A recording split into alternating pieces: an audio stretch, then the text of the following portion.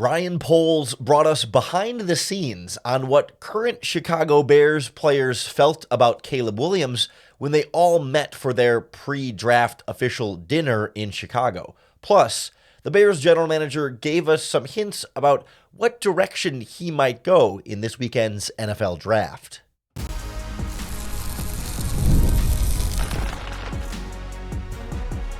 You are Locked On Bears, your daily Chicago Bears podcast. Part of the Locked On Podcast Network, your team every day. This is Locked On Bears, and I'm your host, Lauren Cox. I'm here to bring you your daily, in-depth Chicago Bears news and analysis. You can follow me on X at CoxSports1. You can follow the podcast at Locked On Bears on all of your favorite social media platforms, including the Locked On Bears YouTube channel, where you can keep up with all of our video podcasts as well. Thanks for making Locked On Bears your first listen today. We're part of the Locked On Podcast Network, your team every day. Today's episode is brought to you by Monopoly Go, the mobile hit twist on classic Monopoly. Join your friends and download Monopoly Go, now free on the App Store or Google Play.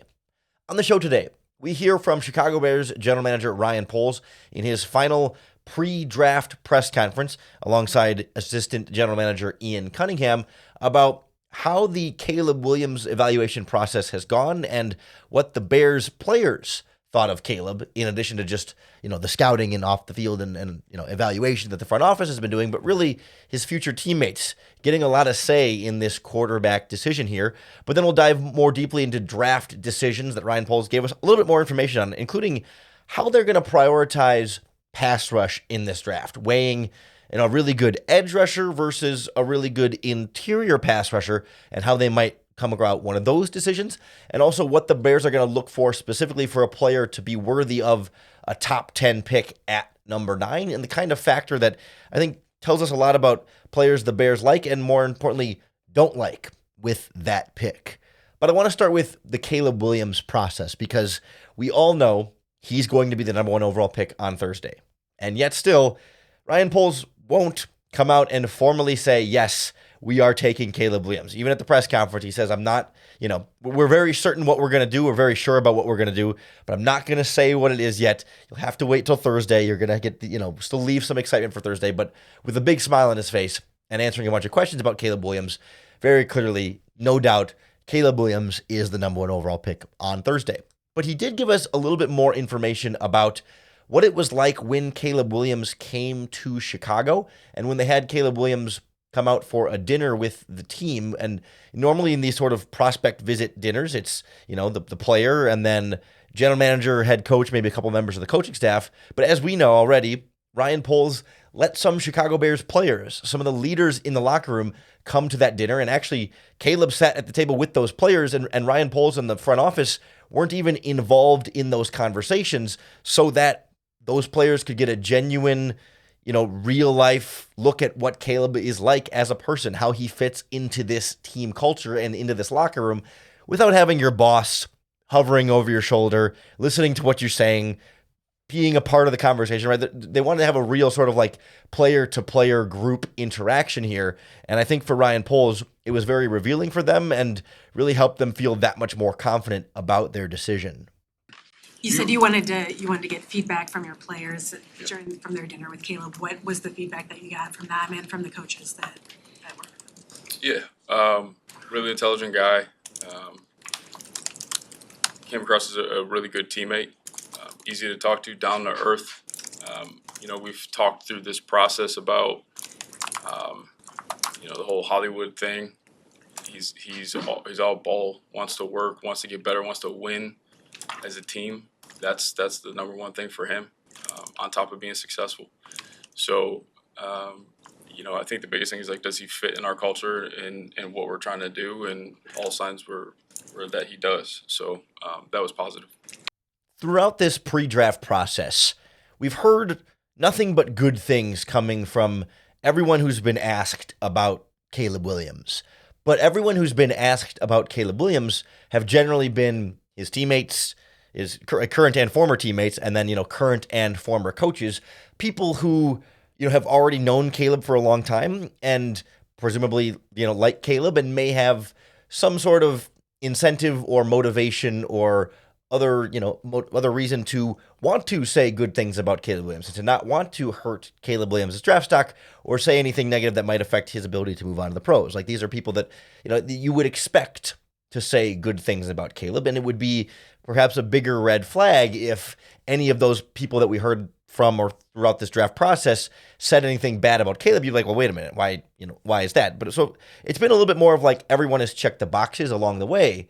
But dinner with Chicago Bears players is much more of a neutral outside observer and a really good measurement for the locker room, because it's literally the locker room measuring it, right?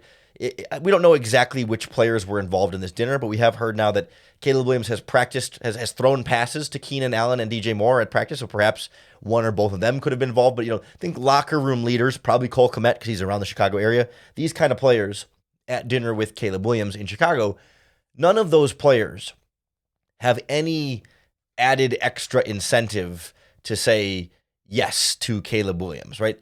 Those players are not going to make any more money or, advance their own careers by lying or just, going along with what everyone else is saying about Caleb Williams, right? Like, these are unbiased evaluators. The players could have said, no, this guy doesn't mesh well with us. This guy is not who we want in our locker room. And then the Bears could, have that conversation about Drake May and Jaden Daniels and whatever and go through the quarterback process. But like, I see these Bears players as largely neutral arbiters in this, that of course, like, whoever their quarterback is, they will want to be good fits in the locker room. So if anything, they might be even more of a harsh evaluator here, saying, okay, who's this young kid coming from Hollywood? That was, the Hollywood stuff, as Ryan Poles referenced. They're coming from Los Angeles, Heisman Trophy winner, guy who's always been on top of everything. And maybe people try and spin that into him being spoiled or entitled or whatever negative things have been tried to be characterized about Caleb Williams. I would imagine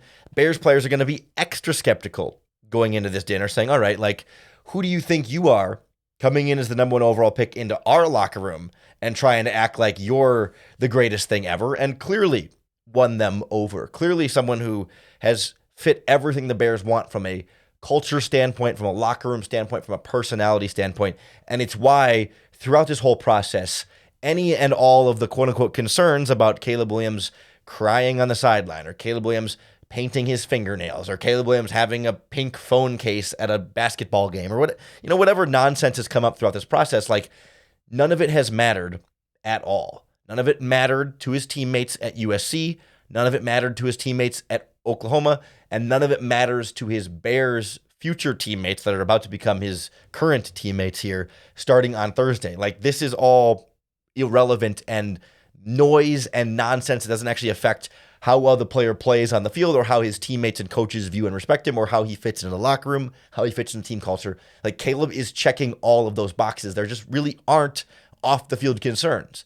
Any of those concerns or question marks are all made up, externally created, not actual concerns coming from actual people that work in the actual reality around Caleb Williams. It's always anonymous scouts, anonymous media, or maybe named media members or fans bringing up, hey, well, what about this? But no one who actually works with Caleb or has had Caleb in their ecosystem has had any of these concerns or any of these problems throughout this process. So it's like all the boxes are checked. And I love that Ryan Poles is letting his players be somewhat involved in this part of the process here, right? He's not letting the players decide who they're going to pick, but to be able to give their input and have some sort of influence on, hey, making sure that we're really sure about this number one overall pick. To me, that is a great strategy by Ryan Poles, and one that seems to have paid off for both Caleb and Ryan in this process. So that really clears the way and locks everything in.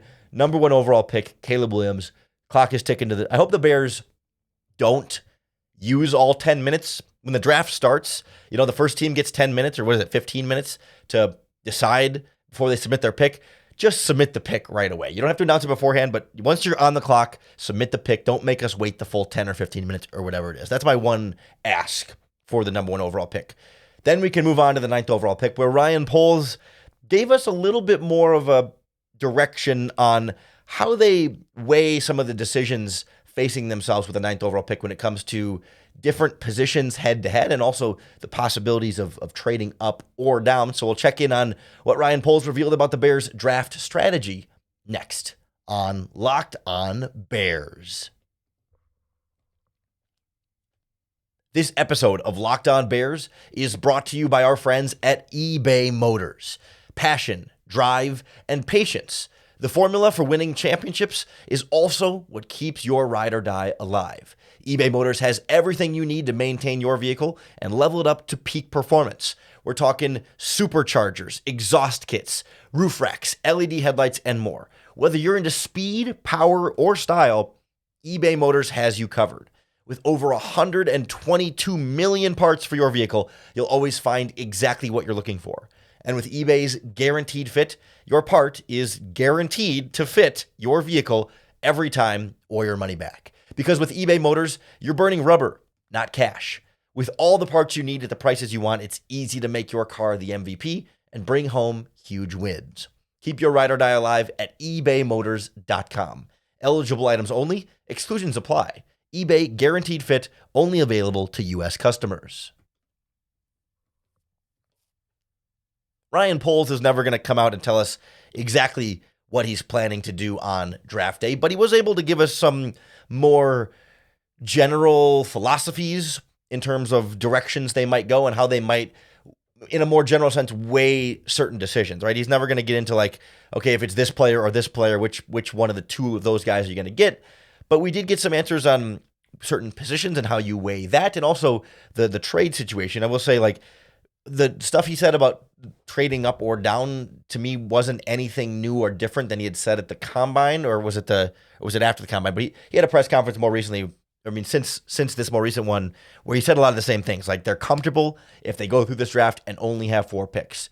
They're open to the idea of moving down. They're open to the idea of moving up. He said they'd be open to the idea of having less than 4 picks. You know, if they move up and give up one of their current picks and just have 3 this year, they're open to that if there's a player that they really feel like they got to go get. But it's all going to depend on how the board starts to fall. You know, they're not going to know that until we see who drafts at number 3 and what player they take, who drafts at number 4 and what player they take, and who drafts at number 5 and what player they take, right? Like, any of those spots could be trade-up spots for quarterbacks. Any of those spots could be stay there and draft a wide receiver type spots, or someone else could trade up for a wide receiver. Like, the Bears got to see how this plays out before they make some of those decisions. But Ryan Poles clearly giving off the leverage of like, hey, we're happy with however this goes. I think there's certainly a desire that he re-emphasized to make sure they still get a blue chip player. But I think there's a feeling to them that depending how the draft board falls, they could trade down and still land a player like that. I kind of got the impression from the way Ryan Poles talked, like, I don't think we're going to see them trade down to 27, you know, like if they make the huge drop down. I think they really want to make sure they use this opportunity to get a top player. I mean, unless the draft compensation was just something crazy that they couldn't pass up, I don't think they want to make a big leap down. But anything from 2 to 4 to 5, 6 spots down all seems realistic, or just staying there and taking the guy that they like with the 9th overall pick. And depending on who's there or how many wide receivers are off the board, like they have all these guys ranked already. So it like doesn't matter, you know, they're not going to say, well, the 3rd best wide receiver versus the top best edge rusher, you know, which one, you know, do we rather have the number 1 guy at a position versus the number 3 guy at a position? That doesn't matter, right? It's how they all rank regardless of position on one giant vertical big board. There is how Ryan Poles will decide that. But in some spots, you kind of get neck and neck and have to separate out here. And I really liked Ryan Poles being honest in an answer at the press conference about weighing the value of an edge rusher versus an interior pass rusher. And if all other things are created equal, say you got a defensive tackle like Byron Murphy from Texas, and maybe he's graded very similarly to an edge rusher like Dallas Turner from Alabama, and it's like, all right, these guys are neck and neck. If I kind of see them similar, what do I as a general manager value more? Interior pass rush or exterior? And Ryan Poles gave us an answer without endorsing any specific players individually. When you evaluate your needs at defensive line, how do you weigh the impact of a defensive tackle versus an end? And you said, you know, different teams build it different ways. Was part of your evaluation at that position, okay, who did it by going inside first versus getting an edge rusher first? Yeah, we've talked about inside and outside. Both are multipliers. Generally speaking, I would say the inside guy has the shortest path to the quarterback. So therefore, like if you have, and we both have lived with really good elite players that are in the inside, and it changes everything, and it opens up a lot for other teams as well. So yeah, having that interior rush is probably a preference when you have an outside guy. It makes it really difficult to scheme up. So Part of the phrasing in Ryan Poles' answer there that's easy to overlook, or kind of like when you're kind of listening, it kind of like blends in with everything else he's saying. Like he does kind of hint at the idea, like, we already have Montez Sweat. He said something about getting the interior to pair with the exterior can really open things up for your defensive line. That's kind of like the last thing he said there. Like clearly in a vacuum, interior versus edge, all of the things created equal. He would prefer the interior guy. Shorter path to the quarterback, as he said. Like quick pressure up the middle is quicker and statistically has been more disruptive. It's just harder to generate because there aren't as many good interior pass rushers in the NFL, right? Like so, but if the players are truly equal, otherwise, that's the slight preference there. And maybe we can, with hindsight, look back at Ryan Poles' draft history with the Bears and see, well, he took 3 defensive tackles last year, and he's only taken 1 defensive end his whole general manager tenure, which was Dominique Robinson in the 5th round 2 years ago. Like that's been it. And I guess not that he's had a lot of drafts to start to build up a track record here, but still, like he's had, how many picks was it last year? 3, 6, 9. I think they had 10 draft picks last year. Didn't take a single edge rusher, but took 3 defensive tackles. And the year before that, 3, 6, 9, I think 11 draft picks the year before, and only took 1 defensive end in the 5th round in Dominique Robinson. Like perhaps he's already shown us a slight preference in terms of the draft in that regard, but also then, when it comes to free agency and trades, obviously he's invested a lot in trading for Montez Sweat, signed a bunch of defensive ends last year in Rasheem Green and DeMarcus Walker, and then eventually Yannick Ngakoue, and then now even this offseason, like we haven't really seen him address defensive tackle at all in free agency this year, even though they added a couple of, backup defensive end type players. So it's not universally the case that he's always going to prioritize interior over the edge, because to some extent, like, yeah, of course they were able to, like they needed to add a bunch of defensive ends last season. They brought in Justin Jones, so like they already had some defensive tackle stuff handled there. So there's always extenuating circumstances, but it does lend a credence to the idea here that, like, if it's Byron Murphy versus Dallas Turner, will they lean Byron Murphy there? Like, I think if they just clearly grade Dallas Turner as the better player, they're not going to just say, well, Dallas Turner is the better player, but we like interior pass rush more, so we're going to take the interior guy. I still think they're going to generally grade these guys out, and if there's a significant difference in the grade, you're just going to take the better player, whether he's an interior guy or an exterior guy, because you need both on this roster. But I do think if things are really neck and neck, like say the top 3 wide receivers are gone, and Joe Alt is off the board, and you're looking at your draft board, and it's like, yeah, it's Dallas Turner and Byron Murphy and Jared Verse and Latu Latu, and they're all pretty similar. I think that's Ryan Poles telling you that when push comes to shove, if you need a tiebreaker there goes to the interior pass rusher. So we'll see how that shapes the Bears' decision-making process with the 9th overall pick, or the potential to trade down or trade up from that spot, because they could just take a wide receiver and that all becomes moot. But it does kind of give us a glimpse into how Ryan Poles looks at positional value when things are otherwise neck and neck.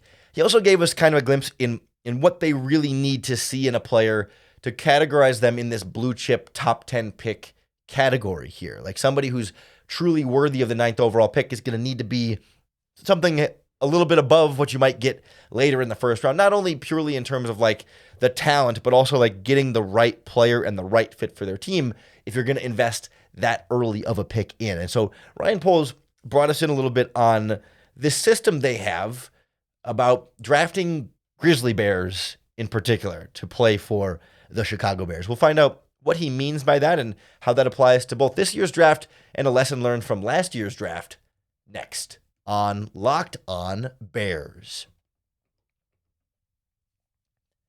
This episode of Locked On Bears is brought to you by Monopoly Go. We've all been there, either as a player or a fan, when it's halftime and the scoreboard's not looking good.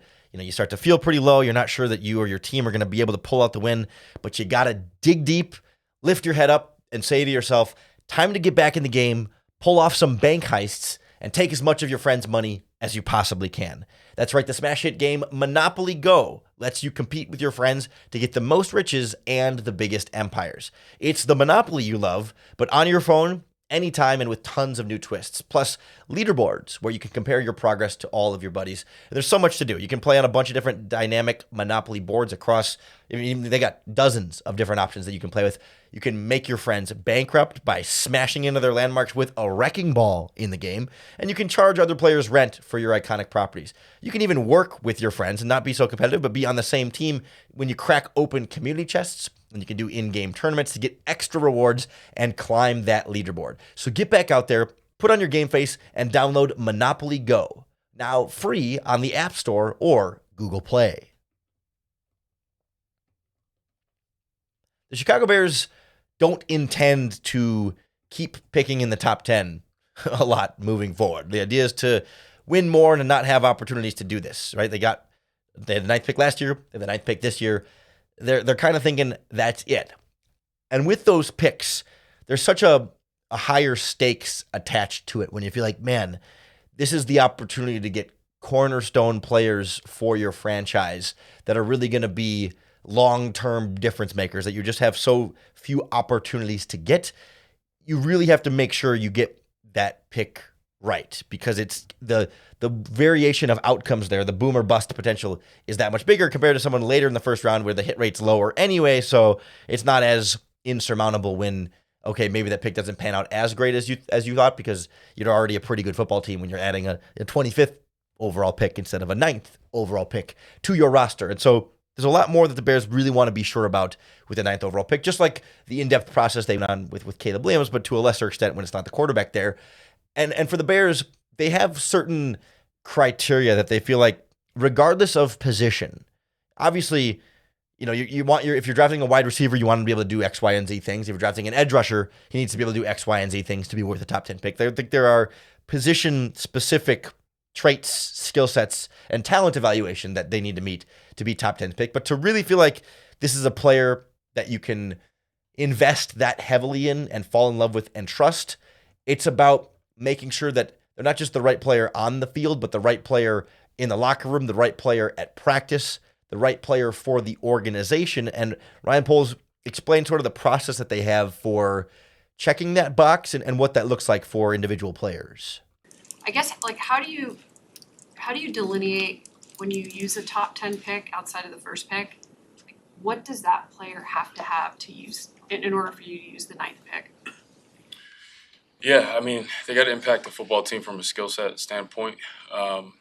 But we always are going to look at some key things when we talk about passion for the game. When we talk about coachability, dependability, resilience.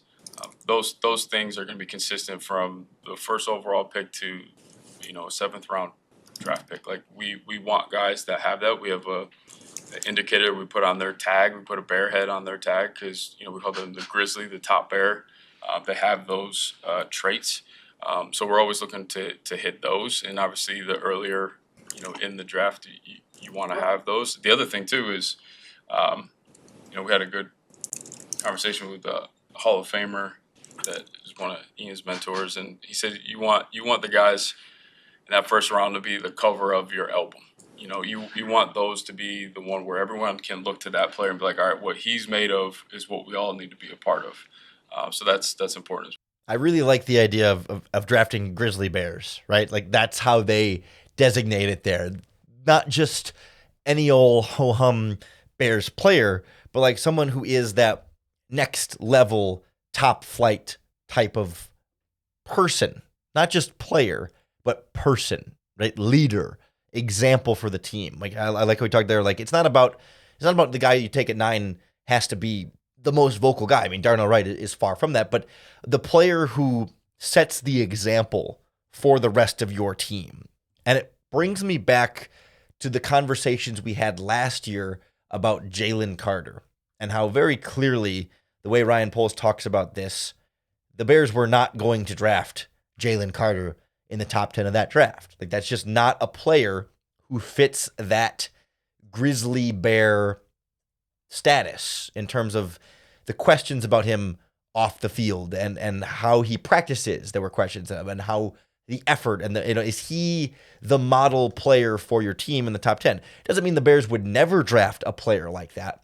But when we're talking about a top 10 pick, that's an important part of the characterization and the evaluation for Ryan Poles. And I think in this year's draft class, there's not necessarily a guy that are really in the conversation for the 9th overall pick that have that kind of, question mark around them. There's not really that character concerned player. I mean, none of the 3 receivers we talked about, none of the edge rushers we've talked about. There's certainly injury question marks with guys like Jer'Zhan Newton and Leatu Latu on the defensive line, but there's not a lot of that effort, coachability, maturity type question marks about anyone else in this draft, or at least anyone that the Bears are specifically invested in. I think I've heard stuff about maybe a little bit of the cornerback class, maybe having some amount of that, but the Bears are not in a position to take a cornerback with, in the top 10 of this year's draft, so it's not really anything that we need to really get into there. And like you said, later in the draft, there's more room for that because you're not expecting your 3rd round pick, your 4th round pick to be the guy at the front of the room setting the example for everyone else. The Bears are not just going to take anyone off their board who has any kind of character concern whatsoever. It's just when you talk about the threshold for being a top 10 pick and to be that kind of player that the Bears want to evaluate here. I'm just curious, I would love to have been able to follow up with Ryan Poles on something like that, where it's how much does that weigh in the sense is this idea of a player, being a grizzly, being the grizzly bear? Is that a yes or no, checks the box? Is that, checks the box, yes, he's a grizzly bear, or no, he's not a grizzly bear? Or are there different degrees of grizzly bearness that weigh into the evaluation, right? Like you said, the players that meet that get the bear logo, and we call those, we want those grizzly bears, but are all of those symbols next to their name created equal, or does that play into the evaluation? If you're say, let's talk about the edge rusher class. Say the Bears have Dallas Turner and Leatu Latu graded fairly similarly, but if one of those players is just a little bit more of a grizzly bear type than the other, is that enough to sway the decision? They're both coachable leaders who work hard, but say they talk to the Alabama staff and they find out that Dallas Turner, this is all hype, I'm just making this up, but say Dallas Turner just works extra hard. That Latu works hard, but Dallas Turner's the first one in every day of practice, the last one out. He's in the locker room all the time. He took other players under his wing without being asked to, all these other intangible sort of things that are even above and beyond what the bare minimum would be, I guess pun unintended there, to be a grizzly bear here. But would he get 2 Bears logos next to his name as a double grizzly? And does that then move him up a little bit in the evaluation?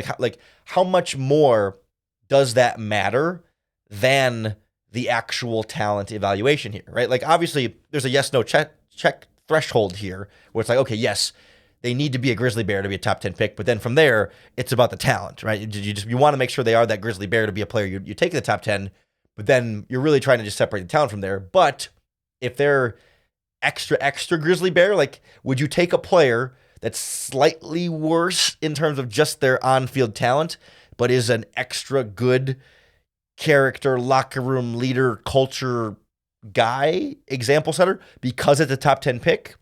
Or as long as they meet that grizzly bear threshold, we don't need to distinguish too much as to if they're a super, grade A student versus just does everything you want versus above and beyond, and screw it. At that point, as long as they meet the threshold, we'll take the more talented player. I would have liked to be able to get a little bit more into that. I think generally the way I would approach it is, yes, we want you to meet that threshold. You got to be a grizzly bear player. But then beyond that, I don't care if you're the perfect guy or just the good enough guy in terms of the grizzly bear stuff.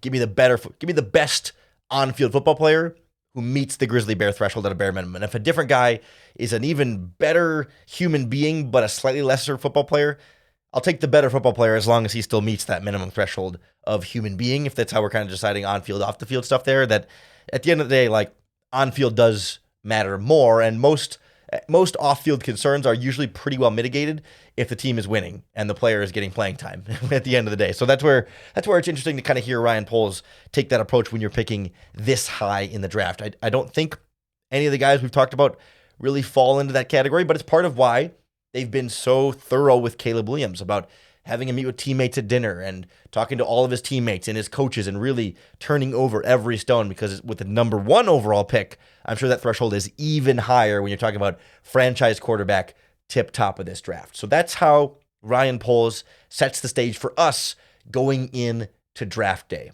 Love to hear what you thought about Ryan Poles' comments there, what you think about this grizzly bear marker, what you think about interior pass rush versus edge pass rush, and also the players being involved in Caleb Williams' team dinner. Let me know in the comments here in the Locked On Bears YouTube channel, or you can tweet us at Locked On Bears, or you can even post in the Locked On Bears Facebook group. However you do it, make sure you hit that subscribe button on YouTube or wherever you listen to podcasts. That's going to be the best way to keep up with all of our daily, in-depth Chicago Bears news and analysis. Tomorrow, we're going to get a press conference announcing Bears stadium plans, including reportedly asking the public for like $2.5 billion to help pay for the stadium, that I don't think is going to go over well, and I think is a little bit more of a unrealistic ask at this point. Depending on what comes out of that press conference, we might focus all of tomorrow's podcast on stadium stuff, because I think there's a reason they're dropping that the day before the draft in Caleb Williams, so they can kind of have this press conference, sweep it under the rug, and it gets forgotten about by the NFL draft. But if that press conference doesn't really turn up much and there's not really enough for a podcast there, then we'll certainly look at setting some expectations for Caleb Williams during his rookie season in Chicago. So a lot more coming your way. We'll talk to our friends from Locked On USC next week about Caleb Williams, and we'll break down every pick the Bears make in the draft right here on Locked On Bears. So make sure you're subscribed and you come back each and every day for another opportunity to bear down.